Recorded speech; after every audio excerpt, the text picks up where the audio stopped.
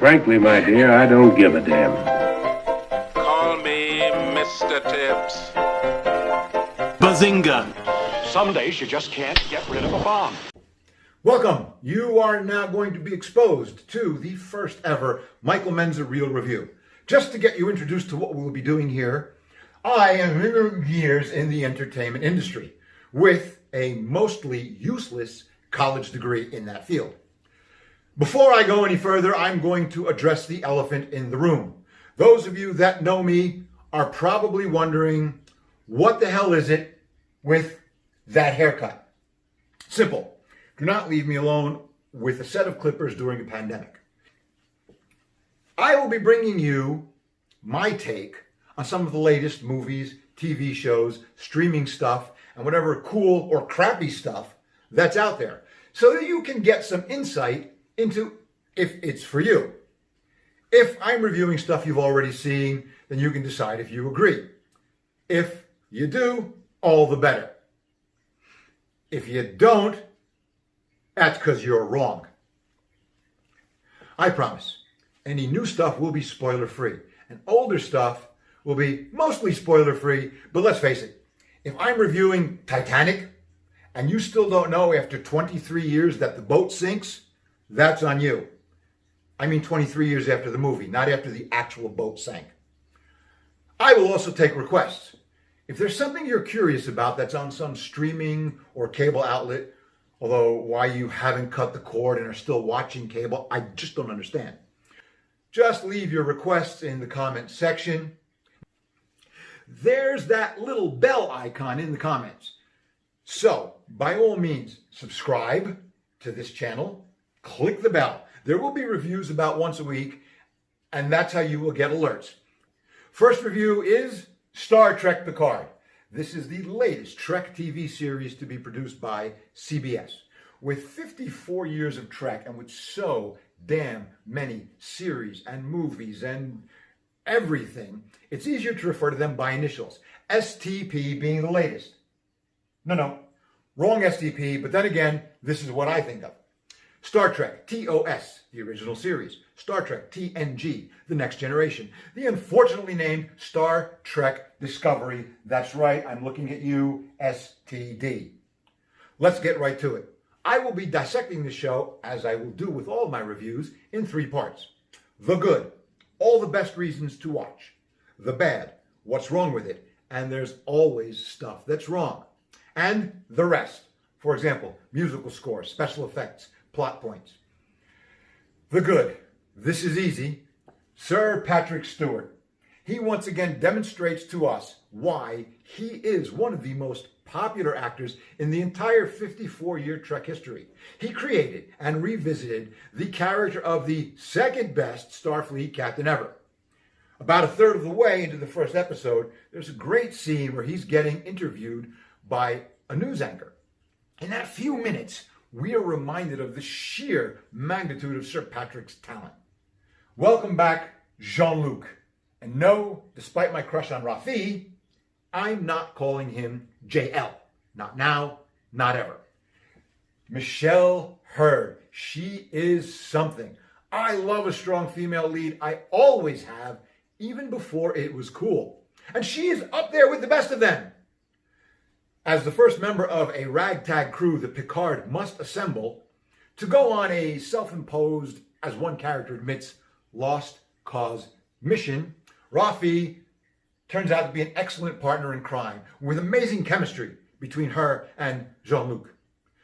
I can't begin to properly credit this entire ensemble cast. There are some new faces, some familiar that we've seen in other things that finally get to shine in a well-written quality role. For example, Alison Pill as Dr. Agnes Girardi, Issa Briones and Santiago Cabrera, who both tackle multiple roles and versions of the same characters.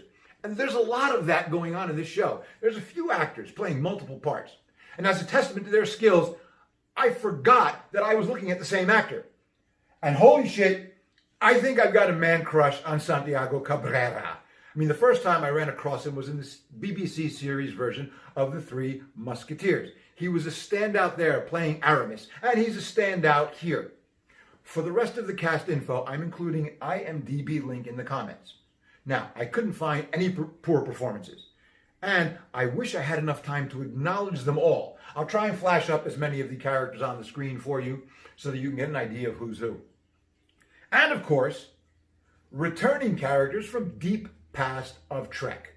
Welcome back, Cherry Ryan, 7 of 9. She's more beautiful now than she was back then, and twice as talented. And I want to thank the producers for confirming what we already knew, that she doesn't need to be in a skin-tight catsuit to get and hold our attention.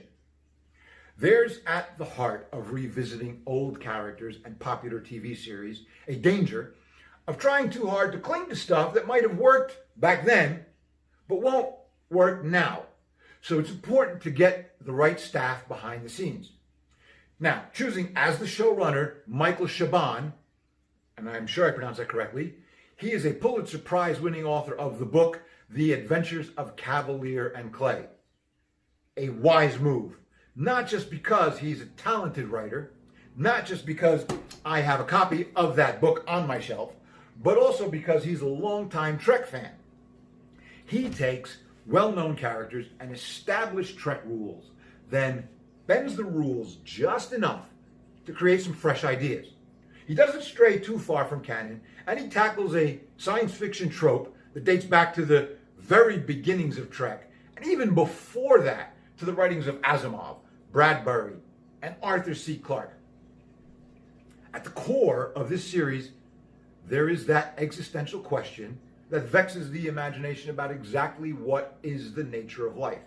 Is sentience alone enough to define life? Is intelligence a qualifier? Because if it were, there's a bunch of people on social media that wouldn't qualify as life. Is self-awareness the key? Cogito ergo sum. Do synthetic life forms qualify as having a soul? We've seen this. For example, Bradbury's novelette, Bicentennial Man. Philip K. Dick's novel, Do Androids Dream of Electric Sheep? Written in 1968, you probably know it better as the 80s movie Blade Runner.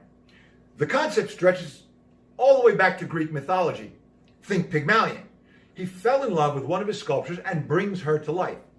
Now, unlike some other recent sci-fi revisits, Star Wars, Mandalorian, there's so many layers to this show that you'll want to give it your full attention.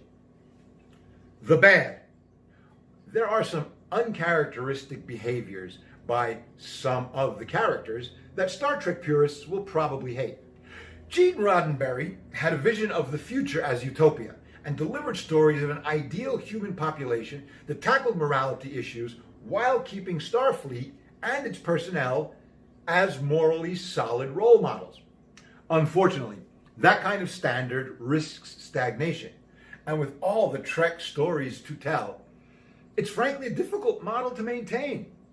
I mean, right in the first few minutes of the first episode, all of Roddenberry's tenets come into question as Starfleet suddenly appears to have developed feet of clay. This is a necessary storytelling evolution. Trek purists have already complained about it. And to that I say, get over it.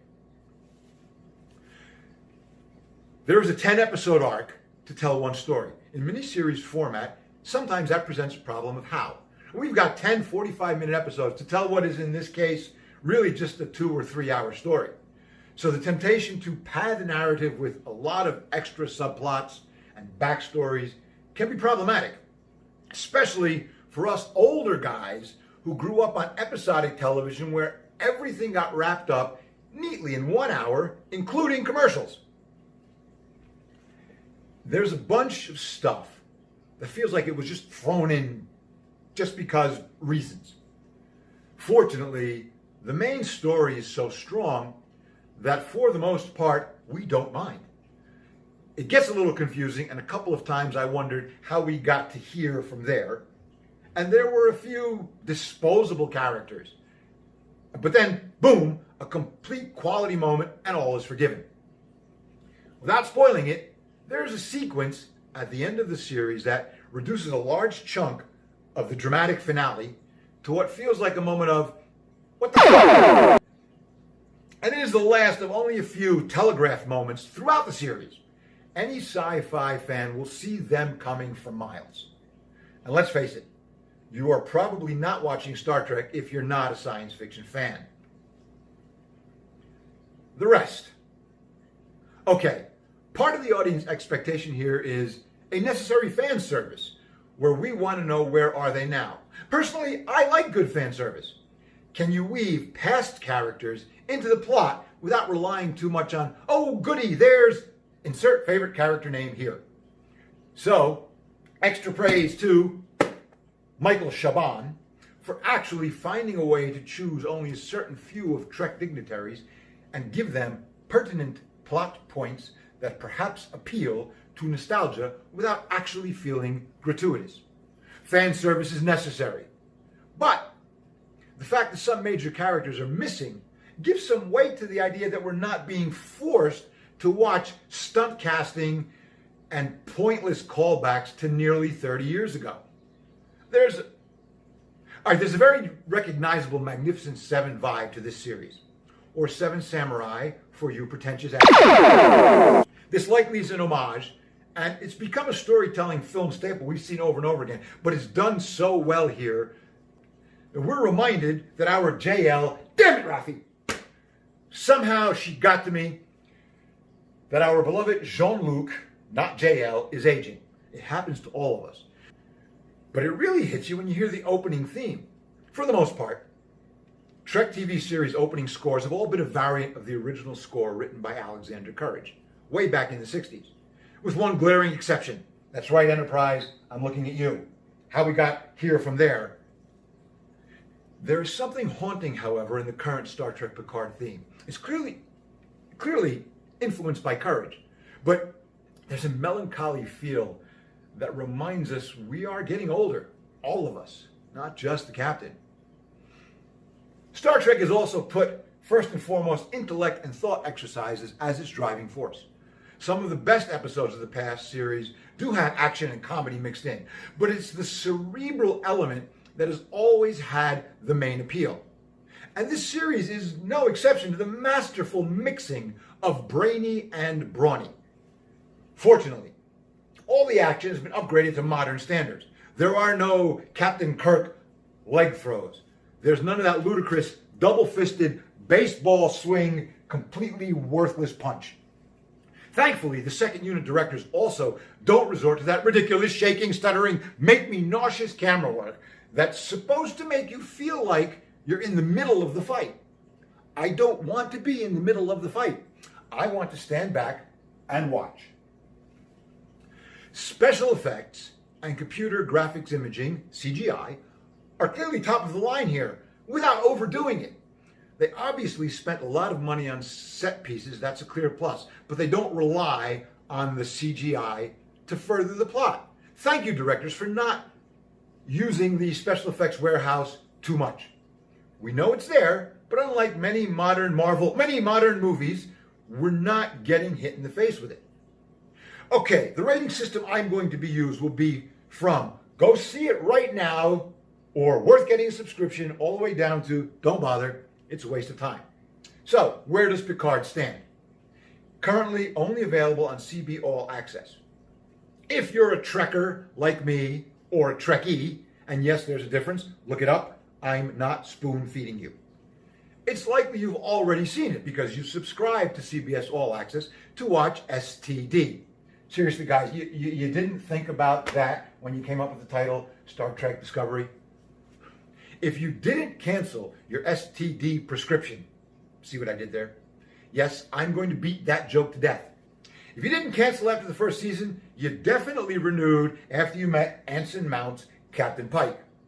If you're on the fence about getting the subscription, Star Trek Picard is worth it. Plus, you can watch a huge library of CBS shows going back decades. So the expense won't be for Picard only. They offer a free trial period, so if you want to take it for a spin, go ahead. Don't forget to cancel it before they charge you if you don't feel it's worth it.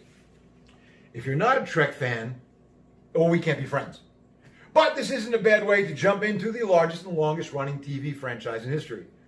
There is some nostalgia that will elude newbies. But the main plot is enough of a conversation starter that you'll likely enjoy it. And if you're really curious, Trek: The Next Generation is currently available on Netflix and Amazon Prime. Look it up, see which episodes are fan favorites and which ones are crucial watching, and do a little catch-up viewing. And if you're not even a sci-fi fan, well, what the hell are you watching this review for? It certainly isn't for my rugged good looks. Okay, that's this week's Real Review. I'm Michael Menza. Thanks for tuning in. If you enjoyed what you saw, tell all your friends to watch. If you hated it, tell all your enemies to watch. Don't forget to click on the subscription bell below to get alerts when the next one drops. In the meantime, live long and what the hell is the rest of that line? Oh yes, live long and